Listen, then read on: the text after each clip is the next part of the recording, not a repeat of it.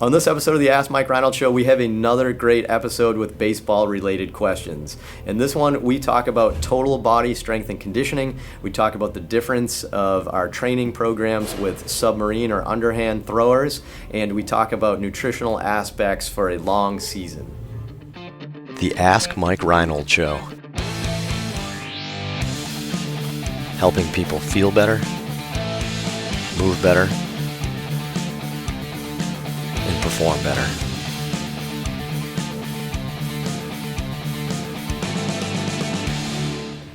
Welcome back, everybody, to the Ask Mike Reinold Show. I'm here at Champion PT Performance up in Boston. I have Lenny Macrina, Dave Tilley, myself, and the students. We have Jake and Bake and Evan 11 here to rock some great questions from you guys. So why don't we get started? Let's roll right into it. All right, number one. Nick from New Jersey asks, dealing with baseball pitchers, what are your views on increasing not only core strength stability, but also improving strength, power, and leg musculature to ensure proper body mechanics, prevent injuries, and maximize velocity? Yeah. Yes. Yeah. Good topic. So, when you're working on a comprehensive approach to develop any athlete, I don't even know if this is necessarily overhead, but I get why you're asking overhead. A comprehensive program surely works the lower body, the core, and stuff like that. You could actually argue that some of those are even more important. In my experience working with the professional guys in the big leagues, most of the pitchers take their shirts off, and it's very underwhelming with their upper body musculature and their mass and their definition. It's very underwhelming, but they all have huge legs. So they all have big legs. So that's definitely, an interesting thing that you can find at that level what they tend to have.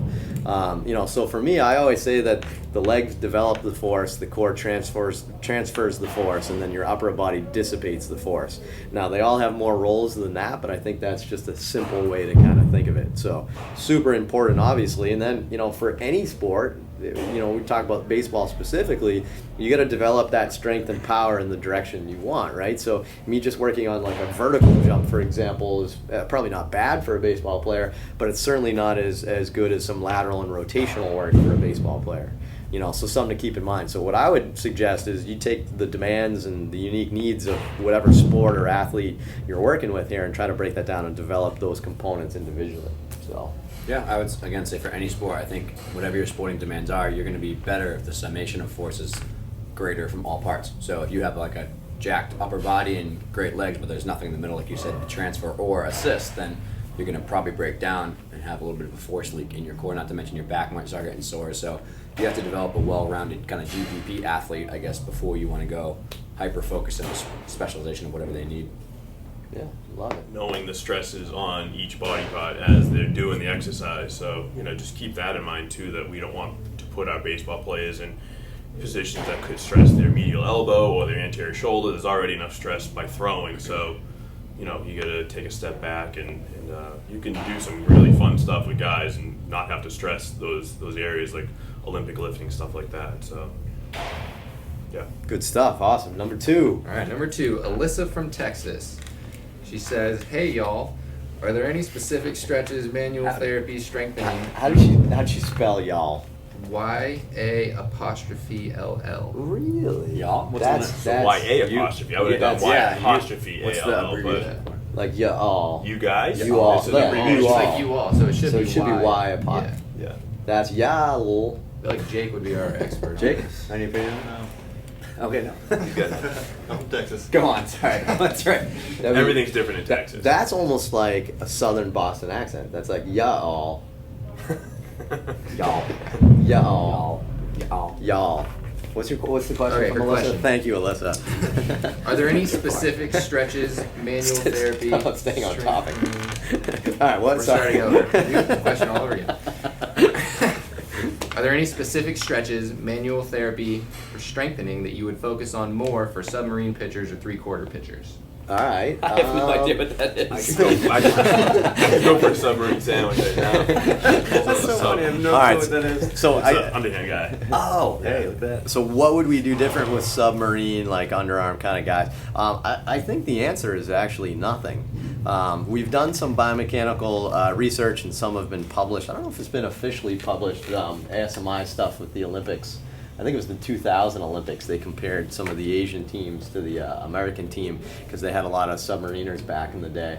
But essentially what we found was that biomechanically there isn't a lot of difference in your arm slot. It's actually just in your trunk lean. So in terms of what would you do different with those people, it's not much because your arm slot and your arm mechanics are actually fairly similar. It's just you lean a little bit more to the side. There are certainly some people in the last decade or two that have gone super low to do that. And I would say, I don't know, would we do anything different? No, because I think we already do a very comprehensive program. But you'd be probably a little bit more worried about like anterior shoulder and dissipating forces posterior shoulder. But I think you worry about that with everybody. So I don't know if we do anything different. I'd say no. Yeah, I wonder about like back stuff. Like we used to focus on shoulder and elbow. Like the fact that they're leaning forward, that left side eccentrically is trying to prevent them from their face from hitting the ground every time they pitch. I can't imagine that can feel good over a period of time. How often do you see somebody like that throwing in Major League Baseball? Not often. If they do throw, it's an inning. They're a closer maybe because a little different motion that the batters have seen over the game. If somebody comes in for one pitch or one out, so it's not the minimal stress is over a period of time. That's why some guys can make it. But that's a good point too. It's not often that we seeing somebody. I can't think of anybody that threw 6-7 innings consistently a game. A starting pitcher. Yeah, I think you're right. That's a good point. Is there arm slot down here? All right, what's question number 3? Number 3. Kyle from San Antonio says, "Hey Mike, I'm a collegiate baseball athletic trainer and was wondering if you could give advice on managing the pre- and post-game nutrition for a college baseball player, especially with the issues of late games with quick turnaround the next day or two. And then second question, how important is this aspect of performance for a weekend series?" Okay. Peanut butter and jelly. Yeah, good questions, which actually have some interesting benefit. All right, so what would you recommend for nutrition? So I think nutrition's huge, and I actually think it's actually comical with some of the nutrition I see with collegiate, high school as well, of course, but collegiate even at the professional level, especially in the minor leagues, with how poor sometimes the nutrition is. It's an amazing thing to me. I mean, nutrition is fuel, right? So nutrition helps you not only perform better but recover better. Those types of things. So imagine even a professional season where you essentially, you play, like you get 2 days off a month. I mean, you play every day. That's a lot different. Anything? What would you guys recommend? Why don't we? I think it's such a challenge, just because, especially college and or minor leagues, monetarily they don't make anything, if any. College they make nothing. Minor leagues they make pennies on the dollar. So to try to maintain a healthy lifestyle, people that train here or go out to Hudson at Cressy Performance, I think they get that comprehensive assessment where they're educated, but then they go to their teams or back to their colleges. It's a struggle for you as an athletic trainer and for the guys themselves to maintain that, because it's relatively expensive. Peanut butter and jelly, I think that's why it's become a kind of that staple, is because it's cheap. And I mean, you get your protein, you get some sugars, but I don't know, it's a tricky one. It's more than just saying you need to eat this, because it's not just that. You got to actually be able to afford that. I think all athletes in general have to reframe what nutrition is in their program. Some people think nutrition is just like a part of what they do and they don't think about it, versus it's like, no, that's you having timing of intake before your workout, starting with breakfast, every 2 hours, like that fuels you for what would happen in your workout. If you don't set that up, it's really hard to get a good training effect, and vice versa. If you don't think about what's going into your body after training, it's like all your hard work in the gym is sometimes fallen because you don't have the fuel and stuff to recover. So I think when you reframe it and say like, no, this allows your hard work in the gym or hard work in practice to be maximized, then people start to think more about it and take more consideration. I think, coming from the gymnastics world especially, I think it's a very tough topic. Sometimes people are like, no, this is actually what sets you up for success, not work real hard and then like eat whatever you happen to have around. Right.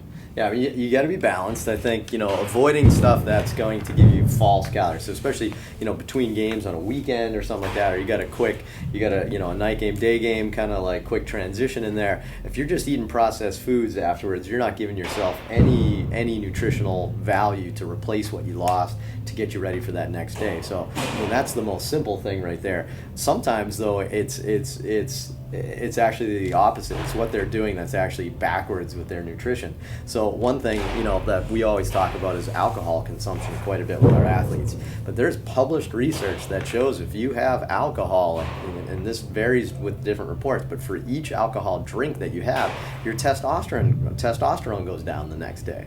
Right, so we always talk about like what we can do to just be good. It's also what can we avoid doing that's going to set you back. So if you have a night game, you have 6 beers after the game, and then you expect to be at tip-top shape, you probably had 20% testosterone the next day, and that's not going to be very effective for you.